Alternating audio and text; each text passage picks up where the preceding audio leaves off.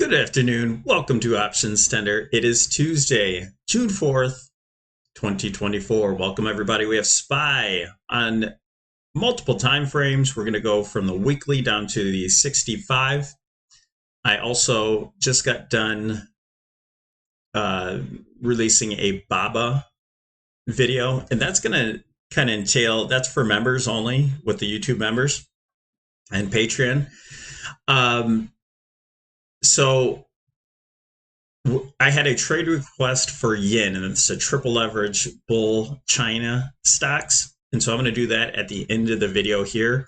And so that's why I did the members video as BABA there. So consider being a member. It's only $1 on YouTube and $5 for the individual stocks like BABA.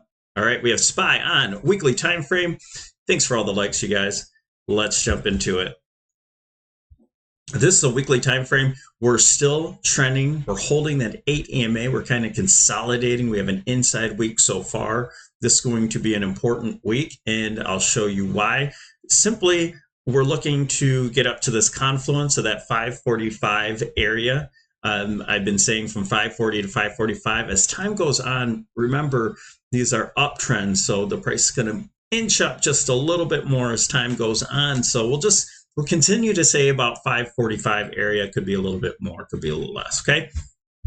Now, we have a time relationship. We didn't talk about this yesterday, but we're going to talk about it today. And so what I did here was give a little bit of a visual of what I thought we were doing. I do think the low is in at this point. Now, this is a big week. If we do go lower this week, I still think this is a significant week to make a low. We have a time cluster here at 6.3 on the weekly time frame. So that makes this week being that time factor. I'm going to take these out so it doesn't block our visual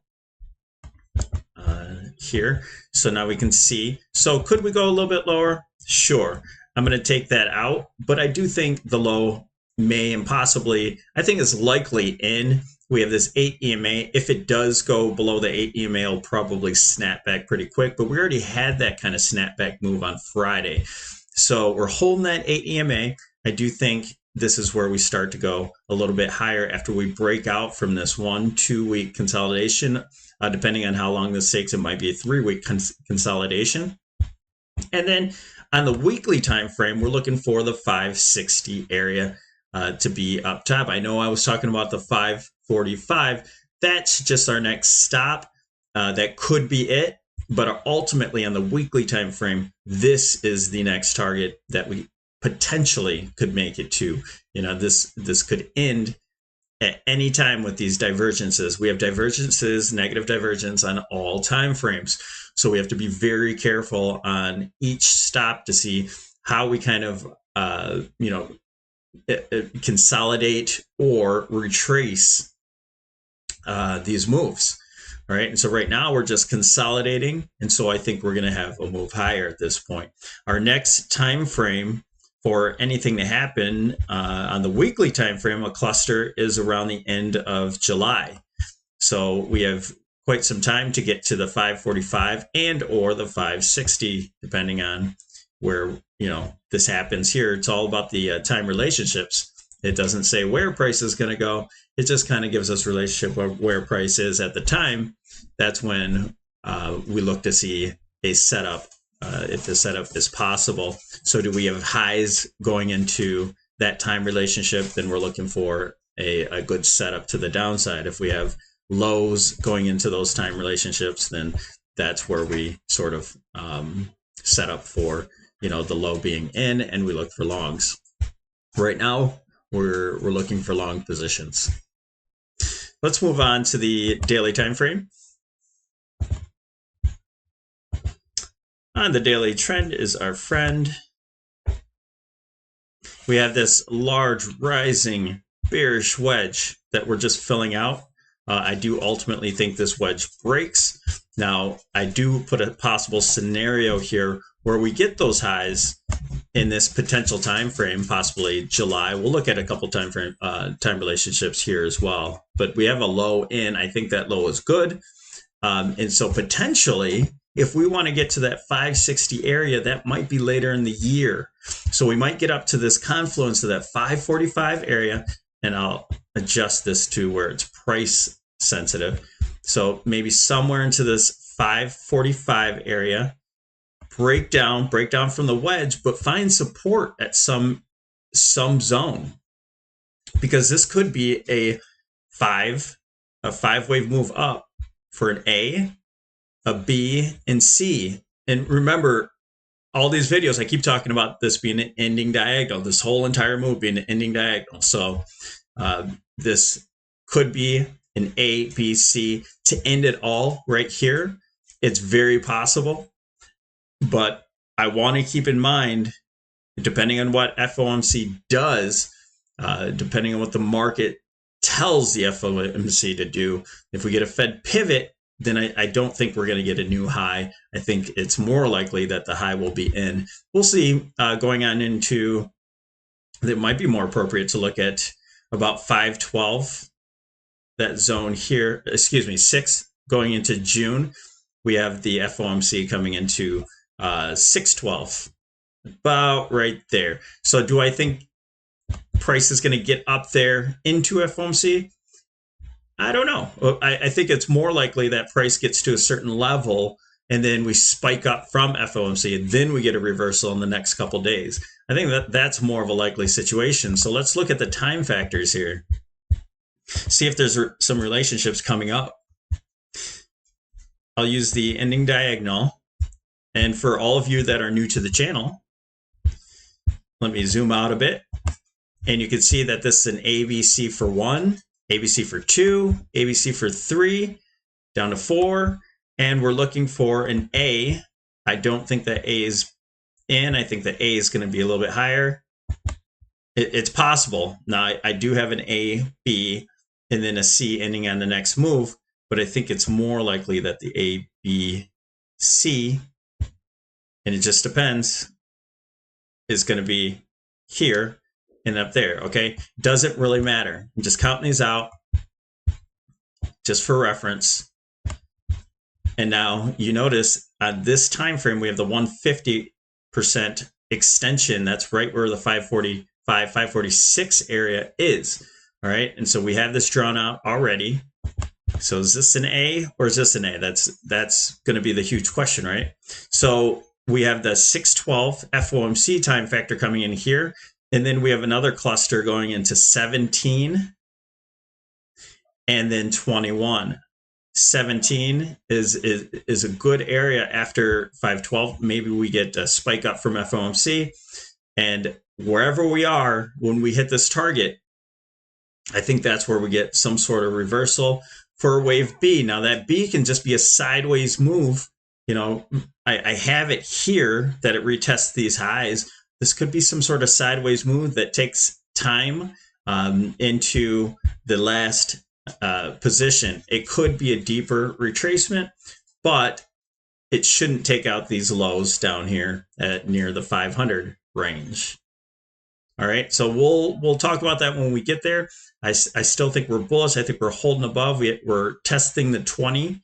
And we're pushing off of the 20. We're kind of getting pinched between the 8 and 20 right now. So I think there's going to be a move as soon as tomorrow. And you'll see on the lower time frame why I say that.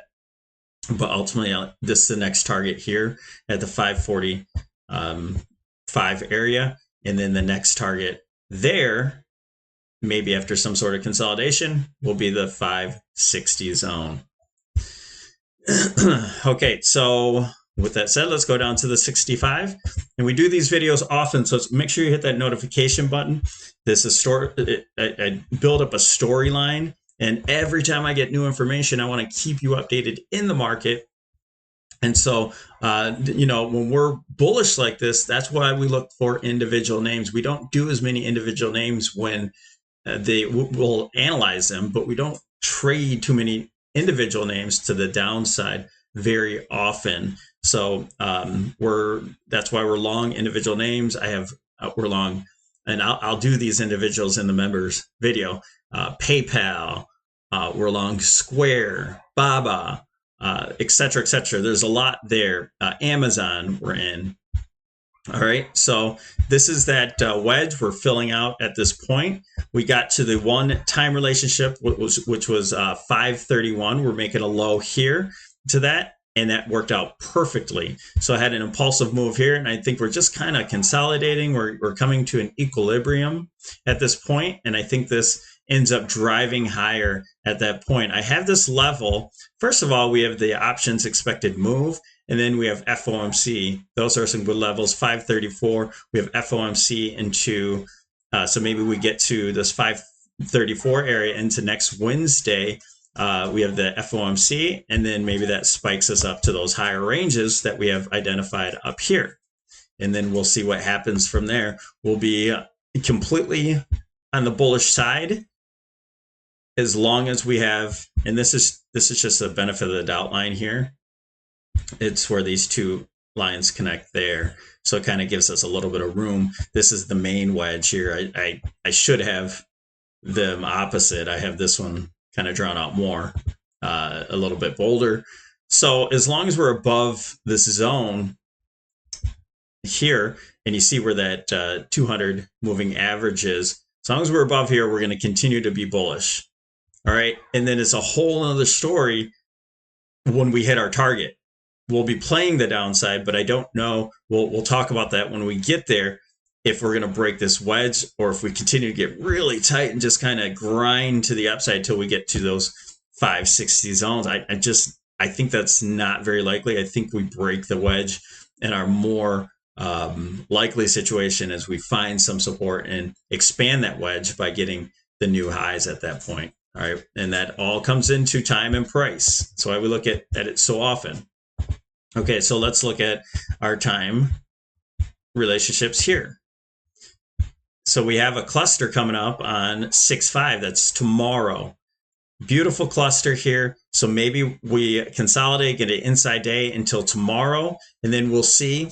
Again, it doesn't tell us which way. I think it's likely that we just move up from here, but this could give us a new low, and then we look for some time factors there. So going in here, I'm going to remain long. I might add on just a small hedge just in case price wants to go lower, but we're really, we're in a good posture. We're holding the 20 simple moving average on the daily. We're holding this former all-time high. We had a fake break underneath it, and we're holding it.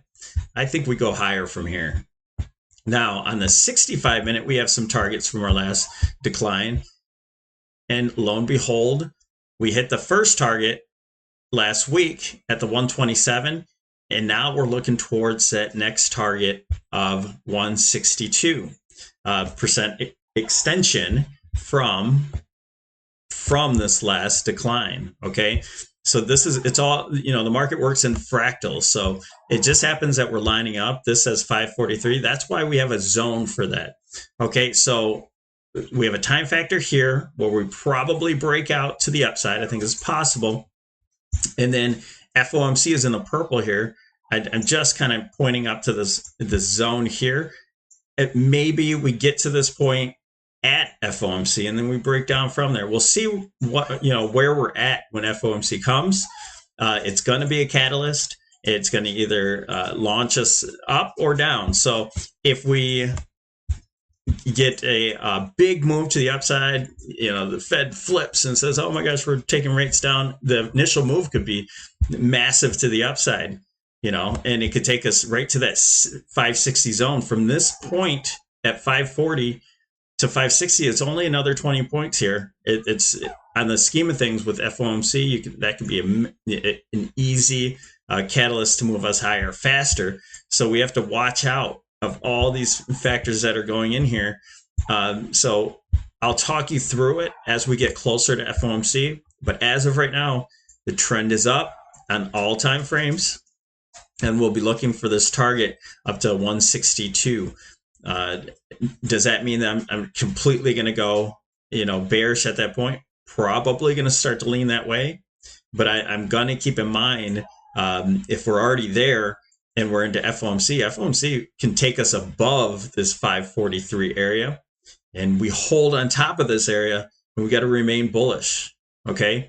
If it spikes us through and we start to hold 162, then that means we're going to continue to the upside to our next targets. Now, in the traditional technical analysis, it's not going to look very clean, in my opinion.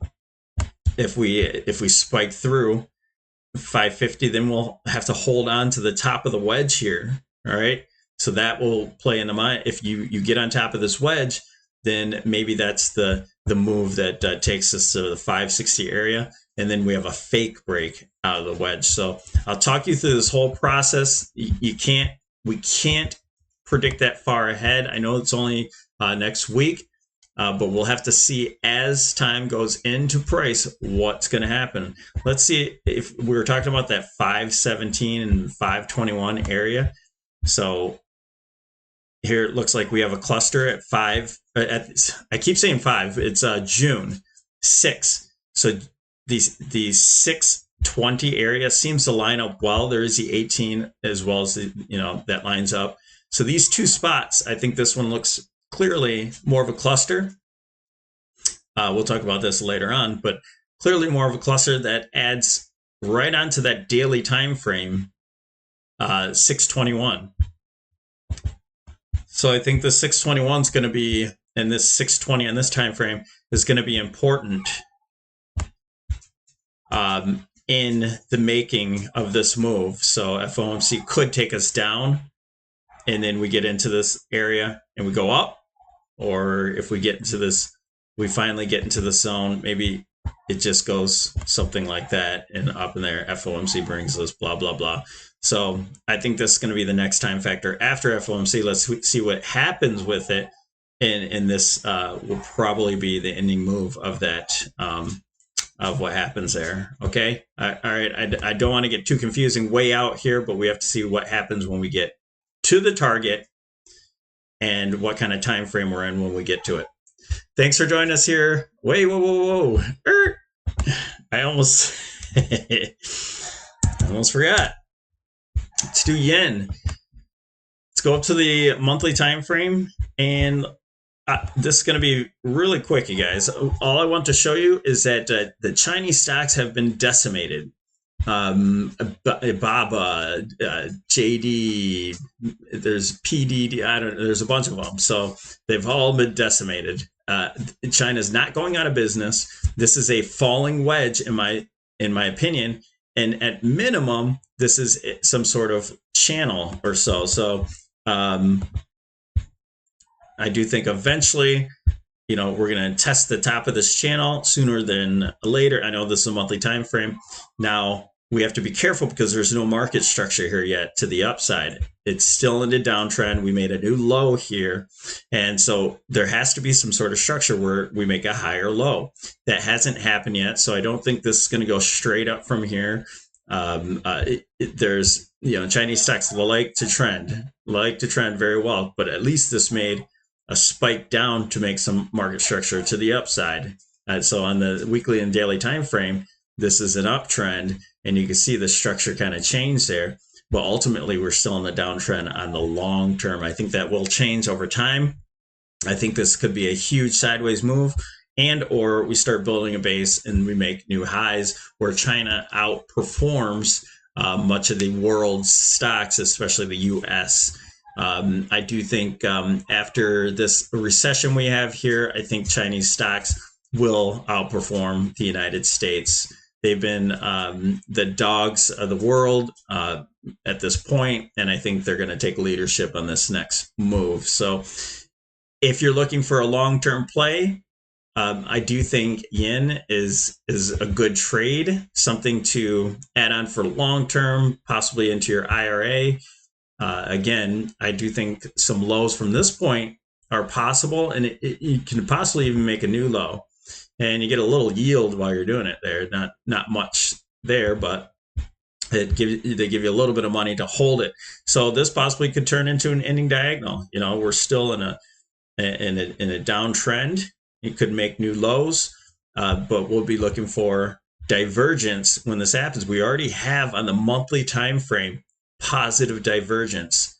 Okay, so if you make another new low, that's just going to add on to this divergence. That's going to, just give us a really good confidence. I'm going to add this into my portfolio. I'm glad that we got this as a trade request. I think this is going to be good.